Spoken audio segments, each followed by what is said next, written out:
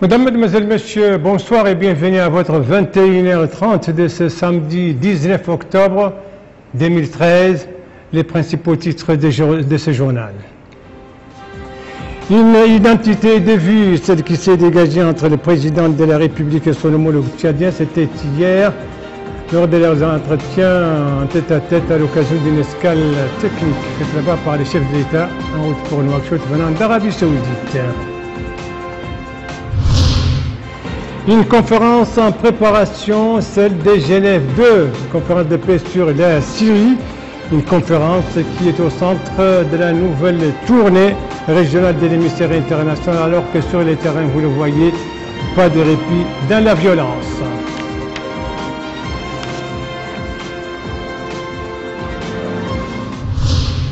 Des résultats contestés, aussitôt proclamés, ceux des dernières législatives en Guinée-Conakry, rendus publics hier soir, victoire du parti du président, les résultats donc rejetés par l'opposition.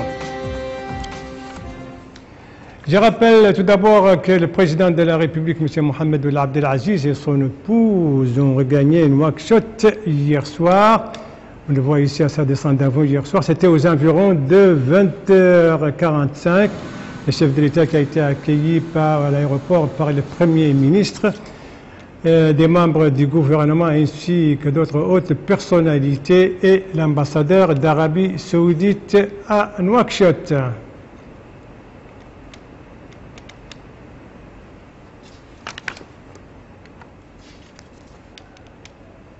Voilà. Le président de la République accompagné du Premier ministre, donc, direction le salon d'honneur. Sur le chemin de retour, donc, je le disais, le président de la République a fait une escale technique en N'Djamena, la capitale tchadienne, l'occasion d'un entretien en tête-à-tête avec son homologue tchadien sur les relations bilatérales, mais aussi sur les questions d'intérêt commun. Et pendant son séjour en Arabie Saoudite, le président de la République, outre l'accomplissement du pèlerinage, donc ce 5e pilier de l'islam, eh bien, le président de la République a eu une intense activité. Sur toute cette activité, un compte rendu chronologique avec Mohamed Lamine Bekkar. Parti à la Mecque pour accomplir le pèlerinage, le président de la République, Mohamed Ould Abdelaziz, a eu en marge de ce 5e pilier d'islam des entretiens avec le président pakistanais Mehmoon Hussein. Ce dernier a rendu une visite de courtoisie au chef de l'État dans sa résidence à Minan. L'occasion pour les deux chefs d'État de passer en revue le niveau de la coopération bilatérale et les moyens de la renforcer davantage. Au sortir de cet entretien, le président du Pakistan a déclaré que sa rencontre en Terre Sainte avec le chef de l'État augure un bel avenir pour les relations entre les deux pays. Il a ajouté qu'il en a profité pour l'inviter à visiter son pays, visite qui, selon le président pakistanais, ouvrira des perspectives devant les échanges de visites entre les dirigeants des deux pays. Le président de la République a eu également dans sa résidence à Minan des entretiens avec son homologue soudanais, le général Omar Hassan El-Béchir. Outre les relations d'ordre bilatéral, les deux présidents ont évoqué les récents développements dans le monde arabe et au plan régional et international. Enfin, à Minan, le président de la République a assisté aux côtés de ses pairs soudanais, pakistanais et turcs et des chefs de délégation du Hajj à une réception organisée en leur honneur par le gardien des lieux saints de l'islam. Sa Majesté le roi Abdallah bin Abdelaziz était représenté par le prince héritier et l'émir Salman bin Abdelaziz. Dans un mot prononcé pour la circonstance, le prince héritier a félicité les congés pour le pèlerinage de l'an 1434 de l'Hégire et à l'occasion de la fête de l'Adha. Il a indiqué que notre Ummah restera forte tant qu'il est attaché à sa religion et ses valeurs dictées par l'islam et de déclarer en substance: nous sommes unis par nos aspirations et nos préoccupations communes et nous devons serrer nos rangs pour faire face à tous les défis. Ont assisté à cette réception la délégation accompagnant le président de la République ainsi que notre ambassadeur à Riyad. Sur le chemin de retour, le président de la République a effectué une escale technique en N'Djamena, capitale tchadienne, accueilli au bas de la passerelle par son homologue Idriss Déby Itno, président de la République du Tchad. Après une chaleureuse accolade, le président de la République a salué les membres du gouvernement et les hauts responsables de l'État du Tchad. Les deux chefs d'État se sont ensuite dirigés vers le salon d'honneur de l'aéroport où ils ont eu un entretien centré sur les relations entre les deux pays et d'autres sujets d'intérêt commun. Après cet entretien, les deux présidents ont répondu aux questions des journalistes. Répondant en premier, le président de la République, Mohamed Abdelaziz, a d'abord souligné les liens étroits qui les lient avec le président tchadien, qu'il a au passage félicité après l'élection de son pays comme membre non permanent du Conseil de sécurité. Oui, en tant que pays, effectivement, comme vous le dites, nous sommes un pays ami, même si on est un peu plus ou moins loin du Tchad, mais nous sommes très liés l'un à l'autre. Et je suis très lié aussi au président, qui est un ami. Et à chaque fois que le Tchad fait un pas en avant dans le développement ou bien arrive à avancer sur le plan national ou international, nous ne pouvons que nous en réjouir. Nous sommes très heureux de l'apprendre et ce n'est que justice faite parce que le Tchad joue un rôle extrêmement important, c'est bien sur le plan politique que sur le plan militaire. Nous avons l'intervention au nord du Mali qui a permis quand même de libérer toute la partie nord du Mali et où le Tchad a eu le rôle le plus important parce que, aussi bien sur le plan militaire, son intervention a été très conséquente et aussi bien les effectifs ont été des effectifs très importants et son armée aussi a joué un rôle extrêmement important qui a permis d'arriver à des résultats probants. Donc nous ne pouvons que nous réjouir un peu de tout ça. De son côté, le président Déby a félicité le président de la République pour les progrès réalisés par notre pays avant de souligner le rôle majeur joué par la Mauritanie dans la sous-région. Je veux d'abord remercier mon frère, le président Abdelaziz, pour avoir effectué cette escale qui nous a permis de procéder à des échanges concernant des problèmes qui nous concernent, et nous tous, et concernent même au-delà de nos deux pays, la région du Sahel et du Sahara. Les défis sont les mêmes et face à ces défis, nous croyons que nous ne pouvons nous en sortir que si nous nous mettons ensemble tous, mettons nos efforts aussi tous, et faire en sorte que les pays concernés arrivent à arrêter des stratégies communes permettant de lutter contre un mal qui peut retarder ou qui peut remettre en cause les acquis du développement que justement dont vous parlez. C'est que depuis son arrivée, mon frère le président Abdelaziz a fait beaucoup de choses pour son peuple et pour son pays. Je sais qu'il a fait aussi beaucoup de choses, et des apports non négligeables dans la sous-région et aussi avec les pays qui vivent au sud du Sahara, en fait, disons. Le cas du Mali, je pense que même si il n'y a pas une armée mauritanienne présente au niveau du Mali actuellement, je crois savoir, et je le dis par conviction, et puis je le crois aussi, que l'apport de l'armée mauritanienne pour le mal, en fait, disons, pour lequel nous sommes tous engagés, est essentiel. Essentiel, c'est autour de cette question que nous avons aussi échangé.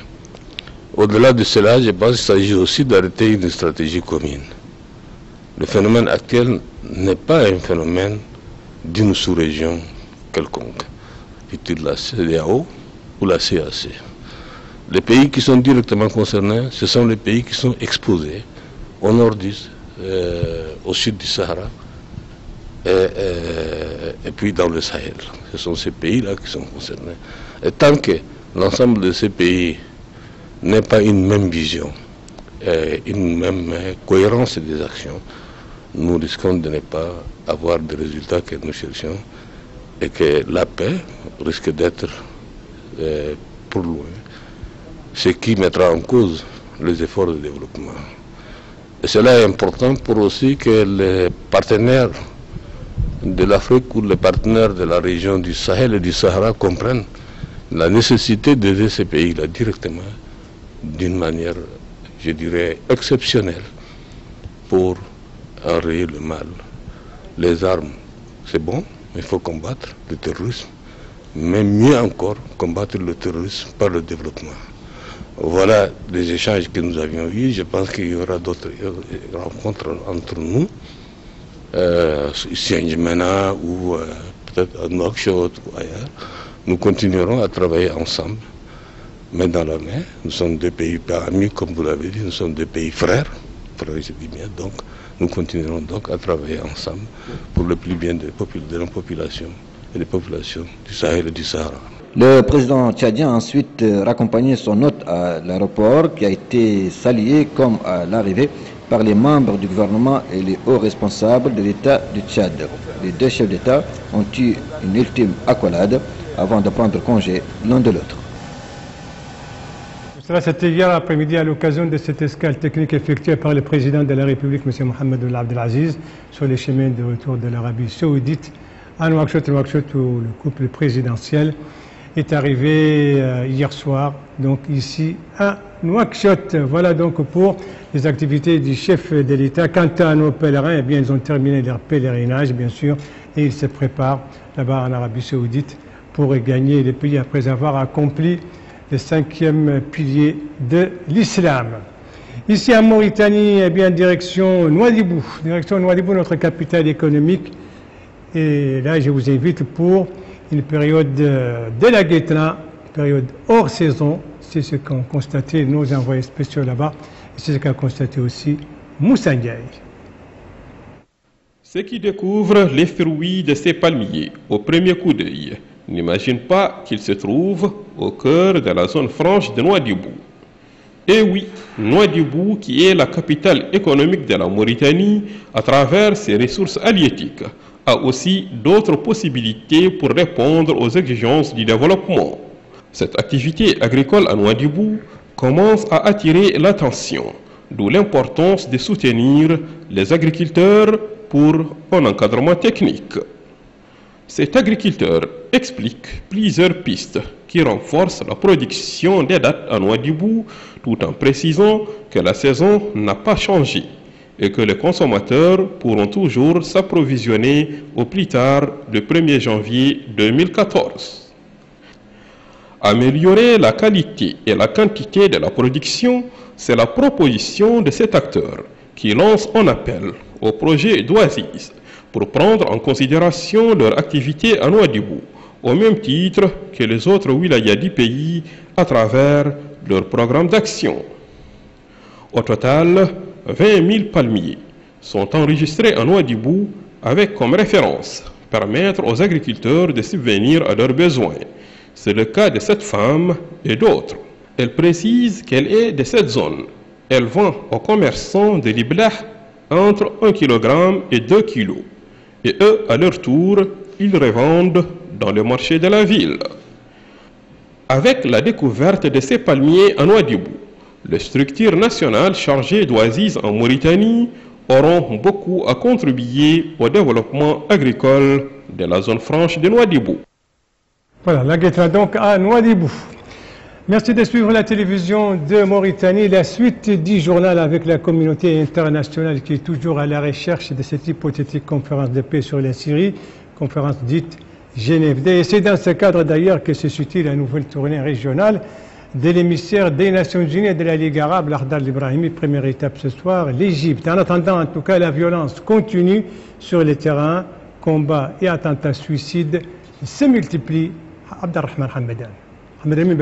Les combats violents se poursuivent en Syrie avec ce nouvel attentat meurtrier qui a secoué la capitale syrienne Damas, faisant des dizaines de morts et des blessés selon l'Observatoire syrien des droits de l'homme. Celui-ci a fait état de 16 soldats et 15 rebelles islamistes tués dans cet attentat et les intenses combats qui l'ont suivi lorsque les rebelles ont tenté de conquérir un barrage stratégique à proximité de la ville de Jarmana. Alors que 3000 civils sont pris au piège dans la ville de Mouadamiyat al-Sham, en banlieue de Damas, la patronne des opérations humanitaires de l'ONU, Valérie Amos, a appelé à un cessez-le-feu et à l'établissement immédiat d'un couloir humanitaire pour les secours. Parallèlement, l'ONU et les États-Unis déployer des efforts dans un but d'organiser une conférence de paix internationale espérée en novembre. Le médiateur Lakhdar Ibrahimi a rencontré aujourd'hui au Caire le ministre égyptien des Affaires étrangères Nabil Fahmi avant de s'entretenir demain avec le secrétaire général de la Ligue arabe Nabil Arabi. Sa tournée régionale doit également le conduire à Damas et à Téhéran. L'opposition syrienne est profondément divisée sur la question de sa participation, tandis que les deux camps restent en total désaccord sur le sort du président Bachar al-Assad en cas de transition. Ces efforts diplomatiques interviennent un peu plus d'un mois après la conclusion d'un accord russo-américain sur le démantèlement de l'arsenal chimique syrien, conclu alors que Washington menaçait de mener des frappes après une attaque chimique meurtrière imputée au régime en août dernier. Voilà, et puis l'objectif de cette conférence de Genève et de ces efforts du médiateur, de l'émissaire international, Lakhdar Ibrahimi, c'est bien sûr de réunir autour de la même table de négociations représentant du régime syrien et ceux de l'opposition, une mission donc toujours au point mort et une question qui sera sans doute au centre de la réunion des amis de la Syrie, une réunion prévue à Londres mardi prochain. L'impuissance de la communauté internationale justement face à cette crise syrienne, notamment l'impuissance du Conseil de sécurité des Nations Unies, face à cette crise et face aussi au conflit israélo-palestinien, eh bien cette impuissance du Conseil de sécurité, c'est elle qui est à l'origine de la décision de l'Arabie saoudite de ne pas siéger dans cette instance onusienne. L'Arabie saoudite l'a fait savoir dans un communiqué du ministère saoudien des Affaires étrangères au Conseil de sécurité, une décision qui provoque bien des réactions et en tout cas le Riyad entend ainsi protester contre la paralysie face à cette crise syrienne, mais aussi contre la politique de 2 poids, 2 mesures en ce qui concerne le processus de paix israélo-arabe. L'actualité africaine avec la Guinée équatoriale et la Guinée-Conakry, les résultats complets et provisoires des législatives du 28 septembre dernier, des résultats proclamés hier soir et déjà contestés par les partis de l'opposition. On retrouve Mohamed Lemine Bekar. Il a fallu 3 longues semaines de dépouillement et surtout d'attente pour les Guinéens pour que la commission électorale indépendante annonce enfin les résultats des législatives du 28 septembre dernier. Nombre de sièges à l'uninominal, 18. Nombre de sièges proportionnels, 35. Sièges obtenus par parti, 53 députés. Le RPG, parti au pouvoir, qui ne dispose que d'une courte majorité, va devoir compter sur ses alliés s'il veut s'assurer la majorité absolue à l'Assemblée nationale. Mais en attendant, comme les autres partis, il a déposé des recours devant la Cour suprême. Nous sommes satisfaits pour l'instant. Nous attendons les réserves que nous avons portées au niveau de la Cour suprême pour attendre et de voir ce que nous aurons en définitive. L'opposition a totalisé elle aussi 53 sièges, dont 37 pour l'UFDG de Cellou Dalein Diallo. Ce dernier, au nom des partis de l'opposition, a contesté les résultats et maintient qu'il y a eu fraude électorale. Nous avons dit que nous avons décidé néanmoins d'adresser nos réclamations appuyées des preuves irréfutables que nous avons réussi à collecter et nous attendrons donc la décision de la Cour suprême pour décider des actions à mener pour réagir le cas échéant. Saïd Djenit, le facilitateur du dialogue en Guinée, a appelé à la sérénité, mais il craint comme beaucoup de nouvelles violences.